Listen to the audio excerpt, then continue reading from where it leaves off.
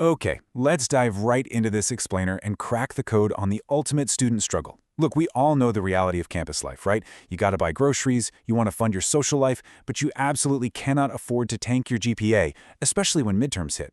If you've ever watched those aesthetic, day-in-the-life vlogs with the perfectly color-coded calendars and the split-screen study timers, you might think it's impossible to juggle a job on top of it all. Well, today, we're going to show you how to make that realistic hustle your actual reality. We're proving that you can absolutely make bank while staying completely on top of your schoolwork. Here's our quick roadmap for today. We'll start with the campus side hustle, break down exactly how federal work-study works, explore some top campus jobs, master that tricky midterm balancing act, and finally, talk about protecting your overall well-being. The campus side hustle. Let's get right into it. So, we've literally all been there. You're staring at a calendar jam-packed with exams, but then you look over at your bank account and it's, well, basically empty. And you're left wondering, how in the world am I going to juggle both without totally burning out? It really feels like this impossible choice between saving your transcript or saving your wallet. But here's the absolutely crucial takeaway. You do not have to ruin your GPA just to afford groceries. Seriously, think about off-campus jobs. They usually just care about getting shifts covered, right? But university departments, they actually want you to succeed academically. They intentionally design their job structures around the fact that first and foremost, you are a student. Take CU Boulder, for example. They highlight 3 massive perks to working on campus. First up, flexibility. We're talking a totally manageable 10 to 15 hours a week. And get this, campus supervisors will often actually adjust your schedule during crazy times like midterms or finals, legally capping your hours at around 25 per week maximum. Plus, you're building legit technical skills and basically effortlessly networking with faculty. You know, the exact people who will write those all-important recommendation letters later on. Moving right along to Section 2, Federal Work Study Explained. So, federal work study. It sounds like a bunch of financial jargon, but it's basically a massive cheat code. It's entirely need-based, meaning it fills what colleges call your unmet need. Now, what is that? It's simply the gap between the total cost of attendance and your student aid index, plus the financial aid you already receive. And all of this is figured out when you file your FAFSA every single year. And honestly, that little calculation can lead to a really nice number, $7,800. That is the maximum federal work-study award per academic year. To put that into perspective, that translates to roughly $3,900 a semester of biweekly paychecks going straight into your pocket. Perfect for funding those daily life expenses. Now, you might be thinking, okay, how do I actually get one? It's surprisingly straightforward. According to the University of Kentucky's Student Success Guidelines, it's just 4 simple steps.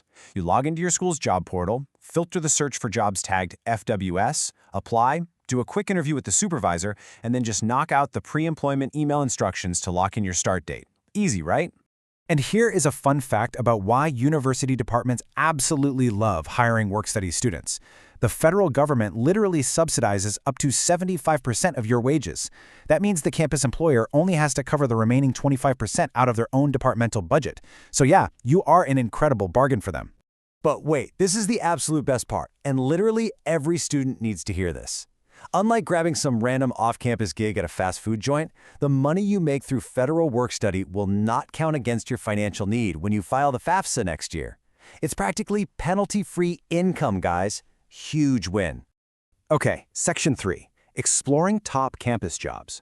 Let's talk about what these gigs actually look like in your day-to-day life. As Best Colleges points out, there is a campus role perfectly tailored to your unique vibe and schedule. Craving a fast-paced environment with the ultimate perk of free coffee? Sling Lattes is a campus barista. More extroverted? Become a tour guide and build up those public speaking chops. Or maybe you want to manage a dorm as a resident advisor, which usually comes with the massive, game-changing perk of free housing. There's really something for everyone. Now, if you're an absolute academic powerhouse, you've got to look into peer tutoring. Let's look at the Community College of Rhode Island as an example. If you maintain a solid 3.0 GPA, get a faculty referral, and scored at least a B in a subject, you can pull in $16 an hour for a super manageable 12-hour week, and the cherry on top, you can even earn an official College Reading and Learning Association certification. That looks amazing on a resume.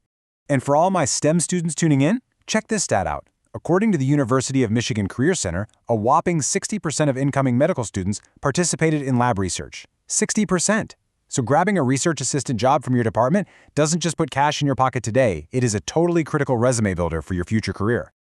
Let's jump into Section 4, the Midterm Balancing Act.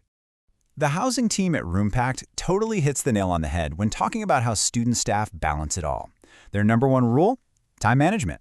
Look, if it's not in your digital calendar, it basically doesn't exist.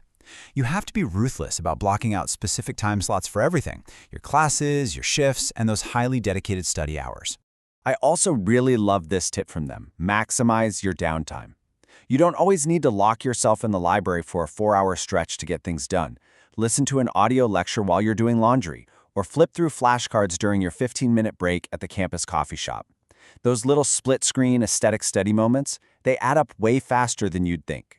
In fact, these 8 rules from resident advisors are essentially the holy grail of the academic hustle. Notice what's right near the top: communicate and collaborate, and seek support. Leaning on your peers and just being completely honest with your supervisor when you're feeling overwhelmed during midterms is just as important as the studying itself. Which brings us perfectly to our final section, Section 5, protecting your well-being. Honestly, this might be the most important part of this whole explainer. Look at the clear contrast here. Neglecting your self-care, like skipping sleep, dodging the gym, living off junk food, that is a one-way ticket to burnout. And burnout hurts both your wallet and your transcript. So what's the antidote? Boundaries. You absolutely have to know when to look your supervisor in the eye and say no to covering that extra shift. Always remember this golden rule, which CU Boulder explicitly states: at your on-campus job, your academics stay the priority. Period. Your campus hustle is there to support your student life, not to replace it. If you notice the job is starting to hurt your grades, you know something needs to shift.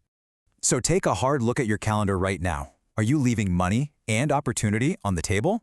Head over to your university's job board today and find that perfect gig that fits your day-in-the-life aesthetic. Remember, your side hustle should fund your future, not steal your focus. So what's it going to be? Are you going to let midterms drain your bank account, or are you ready to master the academic hustle?